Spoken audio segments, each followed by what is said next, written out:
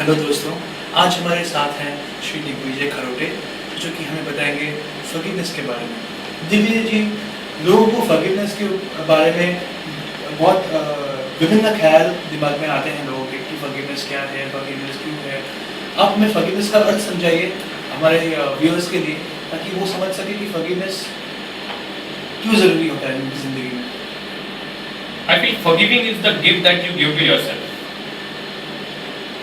एक छोटा सा इंसिडेंस देखते हैं। मैं घर पे जा रहा हूँ और मैंने कोई एक फ्लावर पॉट खरीदा जो मुझे बहुत ज़्यादा पसंद है, शायद मेरे बजट से बहुत ज़्यादा है, पर मैंने वो खरीदा। घर पे जाने के बाद मैं थका हुआ हूँ, सोफा पे बैठा, उसको मैंने नीचे रख दिया और अंदर से किसी को पानी मंगाया। जो पानी लेके आ रहा है उसका अगर पैर उसको लग गया तो मैं गुस्सा हो जाता हूँ और बोलता हूँ ये जानबूझ के क्यों किया तूने, देख के नहीं चल सकते क्या, राइट जी। और अगर वही किसी और व्यक्ति ने, वो सोफा पे बैठा है, उसने नीचे फ्लावर पॉट रखा है और हम अंदर से चल के आ रहे हैं, हमारा पैर लग गया, तो हम बोलते हैं अरे ये क्या, ये कोई फ्लावर पॉट रखने की जगह है। तो जब कोई और गलती करता है ना, तो हम बोलते हैं कि इसने जानबूझ के किया है। और जब हमसे गलती हो जाती है तो हम बोलते हैं कि गलती से हो गया, मेरा माइंड उस वक्त ठीक नहीं था, बहुत सारा स्ट्रेस था दिमाग में, या मुझे समझ में नहीं आया क्या करूं, या मुझे पता ही नहीं था कि ये चीज़ गलत है, या फिर मैं कुछ नया ट्राई कर रहा था इसलिए गलती हो गई। तो it's very important that treat others the way you want to be treated. आप अपने आप को दूसरे बंदे के जगह पे रख के देखो कि मैं उस जगह पे होता तो क्या करता।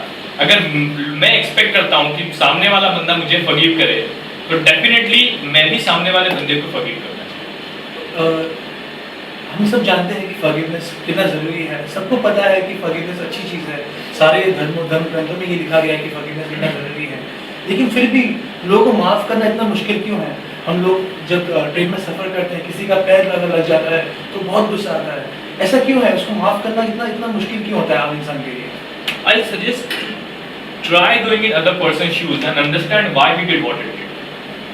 ये समझना पड़ेगा कि सामने वाला बंदा अगर किसी एक पर्टिकुलर वे से रिएक्ट कर रहा है तो उसके पीछे कई सारी घटनाएं हैं जो उसको इस तरह से बिहेव करने के लिए मजबूर कर रही है, वी कैन से। जैसे कोई बंदा ट्रेन में गुस्सा हो गया, देखो एक सिंपल आपका एग्जांपल ले लेते हैं।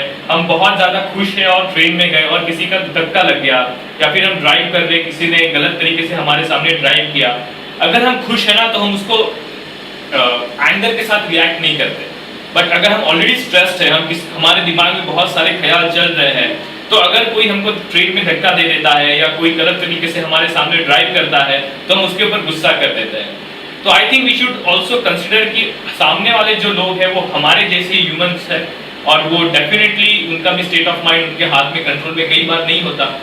और पर ये समझने के लिए आपको वो थॉट प्रोसेस से जाना पड़ेगा, एक स्कूल से आपको कंटिन्यूस लर्निंग करनी पड़ेगी। इसलिए हमारे जो प्रोग्राम है एटलास, जिसमें हम अलग अलग तरह से ट्रेनिंग देते हैं, we create successful individuals using this success prism.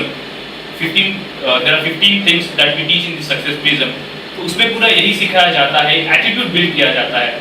तो ये डेफिनेटली एक दिन का काम नहीं है कि वो डेवलप हो गया एटीट्यूड। एक दिन में आप सुन सकते हो, पर इसको धीरे धीरे प्रैक्टिस करके बार बार ट्रेनिंग लेके उसको स्वभाव में लाना पड़ेगा।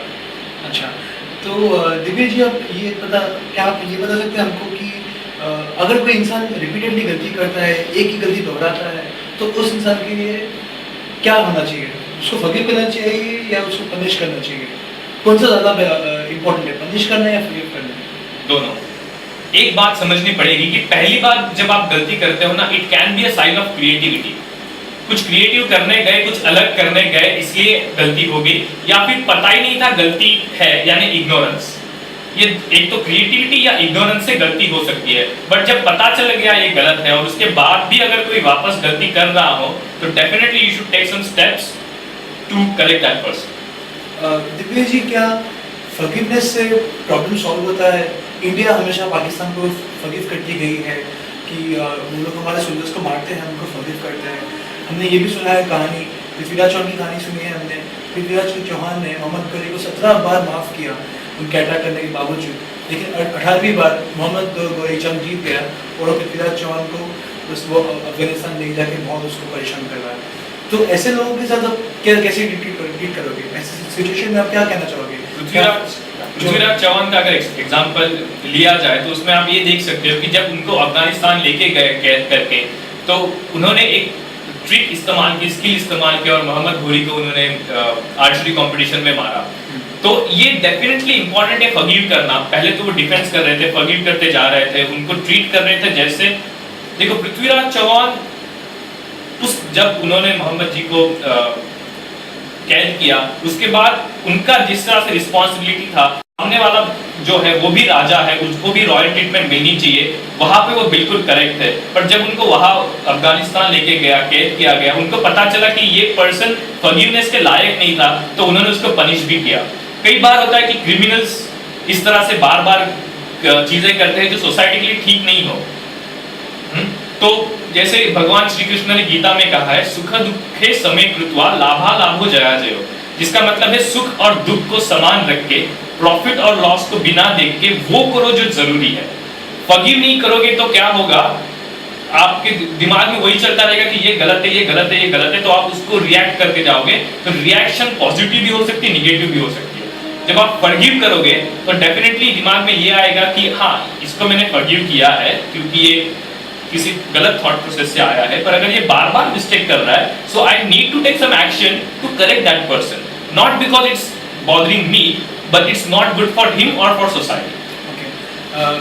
काफ़ी बार ऐसा कॉर्पोरेट सिचुएशन में देखा जाता है कि आपके बॉस आपको बहुत तकलीफ दे रहे हैं, आप कभी कभी अपने बॉस को बहुत तकलीफ दे रहे हो, तो ऐसे में अगर दोनों ने, अगर बॉस ने भी आपको फॉरगिव कर दिया है और आपने भी अपने बॉस को फॉरगिव कर दिया, इसके बाद क्या, जो नुकसान हो चुका है उसकी भरपाई कैसे होगी? और अगर आपने फॉरगिव कर दिया, क्या इससे फर्क पड़ने वाला है किसी को? आपको तो जरूर पड़ेगा। अगर आपने फॉरगिव कर दिया, देखो मैंने जिस तरह से पहले एग्जांपल दिए, फॉरगिव करने के बाद it should not be a passive, it should be active forgiveness. जैसे आप किसी को फॉरगिव कर रहे हो, तो उसके बाद आपके दिमाग में तुरंत आना चाहिए कि okay, what is the next step. You should learn from it and move on. You should learn from the mistakes you did, or you should learn from the mistakes that other people have done. So कुछ लोग हमको ये सिखाते हैं कि किस तरह से बिहेव करना चाहिए, और कुछ लोग उनके स्वभाव से ये हमको सिखाते हैं कि किस तरह से बिहेव नहीं करना चाहिए। So we should be thankful for both. Done.